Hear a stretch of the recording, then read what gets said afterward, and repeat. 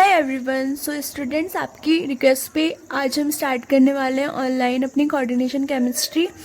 अब ये जो कोऑर्डिनेशन केमिस्ट्री होती है बहुत ज़्यादा इंपॉर्टेंट है। अगर हम किसी कॉम्पिटिटिव एग्ज़ाम की भी बात करें ना, जो आप अपने ग्रेजुएशन कंप्लीट करने के बाद कोई ना कोई तो कॉम्पिटिटिव एग्ज़ाम दोगे ही, तो उसमें कोऑर्डिनेशन केमिस्ट्री की वेटेज बहुत ज़्यादा होती है। मतलब वहाँ से हमारे क्वेश्चन जो होते हैं वो बहुत ज़्यादा आते हैं, और ये इनऑर्गेनिक केमिस्ट्री का तो बहुत बड़ा इंपॉर्टेंट सा पार्ट है। तो आज हम स्टार्ट कर रहे हैं इससे। अब कोऑर्डिनेशन केमिस्ट्री होती क्यों है और मतलब ये कहाँ से आई है, तो हर चीज़ के लिए एक चीज़ तो पता होनी चाहिए ना। जैसे मैं हमेशा कहती हूँ कि वाई, व्हाट और हाउ। मतलब वाई क्यों, कि हम ये चीज़ पढ़ क्यों रहे हैं, व्हाट कि ये चीज़ है क्या, और हाउ कि हम इसे अप्लाई कैसे करेंगे। तो अगर वाई की बात करें कि हम क्यों पढ़ रहे हैं, तो देखो हमने सबने क्लोरोफिल पढ़ रखा होता है। मतलब ये चीज़ तो अंदाज़ा होता ही है कि क्लोरोफिल क्या होता है या फिर हीमोग्लोबिन क्या होता है। तो ये सारे किसके कंपाउंड्स होते हैं, ये हमारे कोऑर्डिनेशन कंपाउंड ही होते हैं। इसमें जो मेटल प्रेजेंट होता है, जो हमारी धातु प्रेजेंट होती है, वो जो साथ में जो जितने भी हमारे एटम्स अटैच्ड है उनसे कोऑर्डिनेट बॉन्ड के थ्रू बने होते हैं। तो इनकी प्रॉपर्टीज़ कुछ कुछ डिफरेंस पाई गई। उनको स्टडी करने के लिए हमारी एक ब्रांच बन गई कोऑर्डिनेशन केमिस्ट्री। अब ये होती क्या है, तो अगर हम बेसिक से बिल्कुल स्टार्टिंग करें, जब हमारी इनऑर्गेनिक केमिस्ट्री स्टार्ट ही हुई थी, तो जो इनऑर्गेनिक केमिस्ट्री में क्या पढ़ते हैं हम, पीरियोडिक टेबल पढ़ते हैं। पीरियोडिक टेबल में होते हैं हमारे बहुत टाइप्स के एलिमेंट्स। तो जितने भी ये एलिमेंट्स होते हैं ये आपस में रिएक्शन करके हमारे डिफरेंट टाइप्स के कंपाउंड्स बनाते हैं। अब ये कंपाउंड इसलिए बनाते हैं ताकि इनका ऑक्टेट कंप्लीट हो सके, इसीलिए तो ये रिएक्ट करते हैं एक दूसरे से। तो जो इनऑर्गेनिक कंपाउंड्स होते हैं ना, वो हमारे मोस्टली 2 टाइप्स के होते हैं। जैसे कि आप सबके सामने लिखा है, एक हमारा सिंपल सॉल्ट, दूसरा हमारा मॉलिक्यूलर और एडिशन कंपाउंड। अब इनका मतलब क्या है, हमें तो ये हर चीज़ समझ के पढ़नी है। अब यहाँ पर आप सब में ना बहुत सारे बच्चे हिंदी वाले भी होते हैं। तो सिंपल सॉल्ट का मतलब होता है हमारा सरल यौगिक। ठीक है। अब सरल यौगिक क्या होता है, मान लो हमने एक 2 सॉल्ट लिए और उनको कंबाइन कर दिया, तो हमारा क्या बनता है। देखो, एक मैंने यहाँ पे एक रिएक्शन लिख रखी है, KOH प्लस HCl क्या बना है हमारा, KCl प्लस H2O। तो KOH क्या होता है, सबको पता है कि अगर OH माइनस कोई कंपाउंड हमारा OH माइनस लिबरेट करता है तो वो क्या होता है हमारा, वो होता है हमारा बेस, या फिर जैसे हिंदी में हम क्या कहते हैं, क्षार। और HCl क्या होता है, HCl होता है हमारा एसिड, जिसे हिंदी में हम क्या कहते हैं, अम्ल। तो जब भी हमारे पास अगर कोई एक अम्ल और एक क्षार मिलेंगे तो हमेशा क्या बनाएंगे, एक सॉल्ट बनाएंगे, जिसे हिंदी में हम क्या कहते हैं, लवण। और साथ में हमारा वाटर निकल जाएगा, पानी निकल जाएगा। ठीक है। तो यहाँ पे क्या हो रहा है, ये बेस था, ये OH आयन देगा।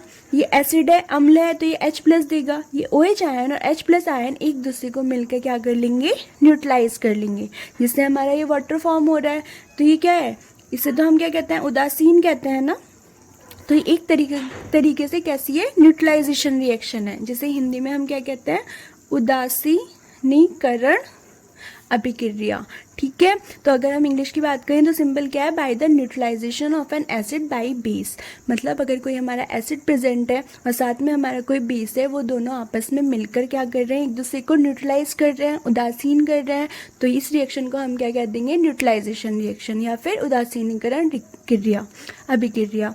और इससे जो हमारा कंपाउंड्स बनेगा उसको हम क्या कहते हैं, सिंपल सॉल्ट। ठीक है। तो ये तो हमारी एक टाइप की क्लासिफिकेशन हो गई इनऑर्गेनिक कंपाउंड की। अब दूसरे टाइप की हमारी क्लासिफिकेशन है मॉलिक्यूलर और एडिशन कंपाउंड। अब ये क्या होता है, यहाँ पे तो हमने क्या करा था, सिंपल एक एसिड बेस मिला दिया, उससे हमारा बन गया सिंपल सॉल्ट। अब ये मॉलिक्यूलर और एडिशन कंपाउंड्स क्या होते हैं, देखो, अगर मैं यहाँ पर 2 और मोर सिंपल सॉल्ट्स की रिएक्शन करा दूं, ठीक है, ये मेरे 2 यहाँ पे सॉल्ट्स बना है, ऐसे ही कोई और सॉल्ट बना होगा, अगर इन दोनों की रिएक्शन करा दूं तो उससे जो कंपाउंड्स बनेंगे उनको हम क्या कहते हैं, मॉलिक्यूलर और एडिशन कंपाउंड। मतलब 2 और 2 से ज़्यादा सिंपल सॉल्ट की रिएक्शन कराने से जो हमें कंपाउंड मिलते हैं उन्हें हम कहते हैं मॉलिक्यूलर और एडिशन कंपाउंड। हिंदी में क्या कहेंगे इसे, एडिशन को क्या कहते हैं, कि जुड़ने से जो यौगिक बन रहे हैं तो उनको हम कहेंगे एडिशन कंपाउंड। अब ये भी ना फर्दर 2 टाइप्स के होते हैं, मतलब इनमें भी आगे 2 टाइप्स होते हैं। एक होता है हमारा डबल सॉल्ट और एक होता है हमारा कोऑर्डिनेशन और कॉम्प्लेक्स कंपाउंड, जो कि हमें इस चैप्टर में पढ़ना है। लेकिन कभी कभी ये पूछ लिया जाता है कि डबल सॉल्ट और कोऑर्डिनेशन कंपाउंड में क्या डिफरेंस है, ठीक है, तो ये हमें पता होना चाहिए। अब डबल सॉल्ट क्या होता है, पहले तो ये पढ़ते हैं। इसकी डेफिनेशन यहाँ मैंने लिख रखी है, पहले यही पढ़ लेते हैं। The molecular compounds which dissociate in solution into its constituent ion are known as double salt. क्या मतलब हुआ इसका? इसका मतलब हुआ कि ऐसे मॉलिक्यूलर कंपाउंड जो सॉल्यूशन में डिसोसिएट हो जाते हैं अपने ही कॉन्स्टिट्यूएंट आयंस में, जिन आयन से वो मिलकर बने होते हैं, क्या कहलाते हैं? हमारे डबल सॉल्ट कहलाते हैं। इनको और क्या कहा जाता है? They are also called lattice compound, ठीक है, और they retain their properties only in solid state. अब इन सब का मतलब क्या हुआ ये समझते हैं वन बाय वन। देखो ये क्या हुआ, मेरे 2 कंपाउंड्स थे, उन्होंने मिलकर क्या बना लिया? हमारा सॉल्ट बना लिया। मतलब सिंपल सॉल्ट थे, उन्होंने रिएक्शन करी और क्या बन गया? हमारा डबल सॉल्ट बना लिया। अब ये जो कंपाउंड्स होते हैं ना, जब इनका सॉल्यूशन बनाते हैं, मतलब हमने क्या करा, कोई वाटर ले लिया या किसी चीज़ में इसका सॉल्यूशन बना दिया, तो ये क्या करेंगे? जिनसे ये बने हुए होते हैं ना, ये उसी में ही आगे क्या हो जाते हैं? डिसोसिएट हो जाते हैं, टूट जाते हैं, ठीक है। और टूट जाएंगे तो क्या होगा? जैसे ये इसके एग्जाम्पल है, ये क्या है? K2SO4 Al2SO4 का थ्राइस इंटू ट्वाइस 24H2O। इसको हम कहते हैं पोटाश एलम, जिसे हिंदी में हम क्या कहते हैं? फिटकरी। तो ये फिटकरी का फॉर्मूला होता है। अगर आपका वाइवा होता है तो इसमें भी आपसे पूछा जा सकता है कि फिटकरी का फॉर्मूला बताओ, तो क्या होता है? ये होता है। दूसरा मोहर सॉल्ट, जिसे हिंदी में क्या कहते हैं? मोहर लवण। इसका फॉर्मूला क्या होता है? FeSO4 NH4 का ट्वाइस SO4 इंटू 6H2। अब मान लो मैंने क्या करा, ये वाला सॉल्यूशन कंपाउंड लिया, इसको वाटर में डिसॉल्व करा दिया, मतलब इसका सॉल्यूशन बना दिया, तो पता है मुझे क्या क्या मिलेगा? अगर मैं इसका वाटर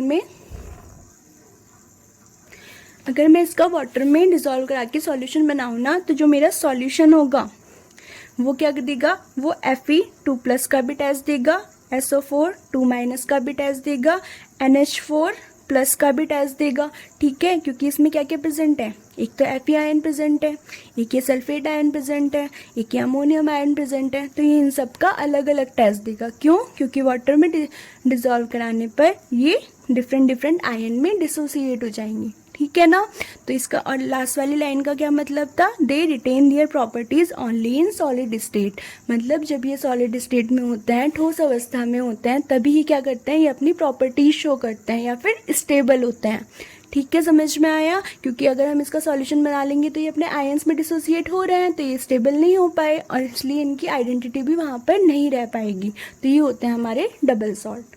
क्लियर हो गया। अब नेक्स्ट इंपॉर्टेंट क्या है, जो हमारा पूरा चैप्टर ही है जिसके ऊपर कोऑर्डिनेशन और कॉम्प्लेक्स कंपाउंड।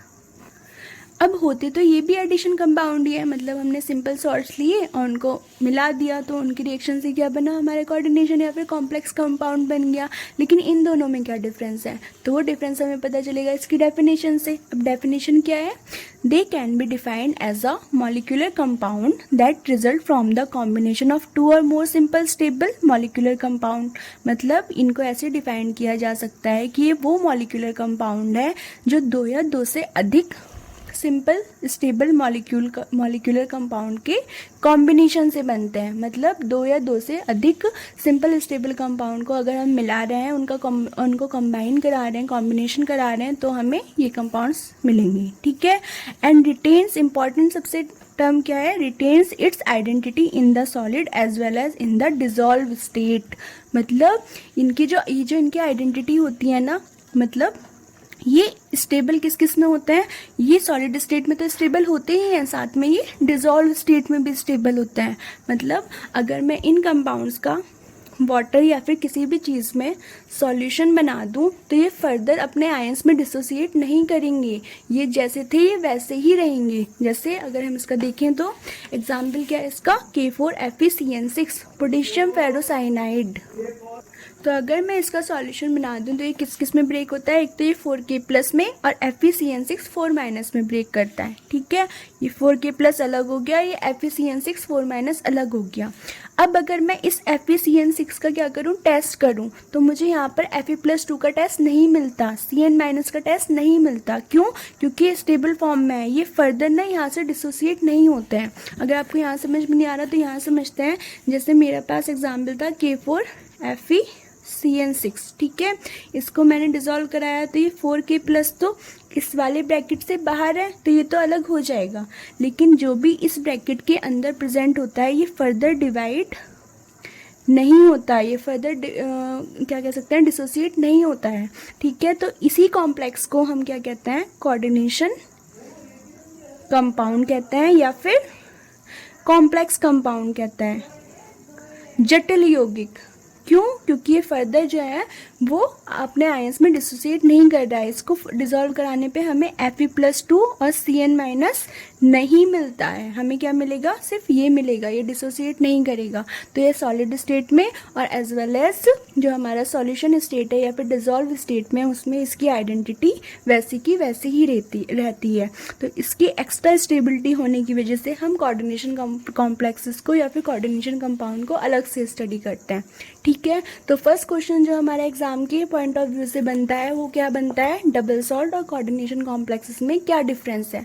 तो मेजर डिफरेंस ये है कि ये जो अपने ये तो सिर्फ सॉलिड स्टेट में ही स्टेबल रहते हैं, और जैसे ही हम इनका सॉल्यूशन बनाते हैं वैसे ये क्या होते हैं, अपने आयंस में डिसोसिएट कर जाते हैं, और जो भी इनके जिन भी आयन से मिलकर बने होते हैं उनका टेस्ट दे देते हैं।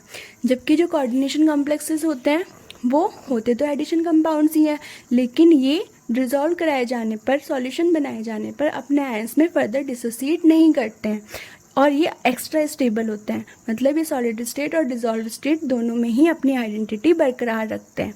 यही थे हमारे कोऑर्डिनेशन कंपाउंड और डबल सॉल्ट्स में डिफरेंस, ठीक है। अब कोऑर्डिनेशन केमिस्ट्री पढ़ने से पहले ना 3 इंपॉर्टेंट टर्म्स आते हैं, एक मेटल, दूसरा लिगेंड और तीसरा कोऑर्डिनेशन बॉन्ड। तो पहले उसे समझ लेते हैं, फिर आगे फर्दर हम मूव करेंगे। तो सबसे पहली टर्म मैंने क्या बताई आपको, सबसे पहली टर्म होती है हमारी मेटल। अब ये मेटल क्या होता है ना, मेटल को कैसे समझेंगे हम। तो मेटल्स की बात अगर हम करें, जैसे हम हिंदी में क्या कहते हैं,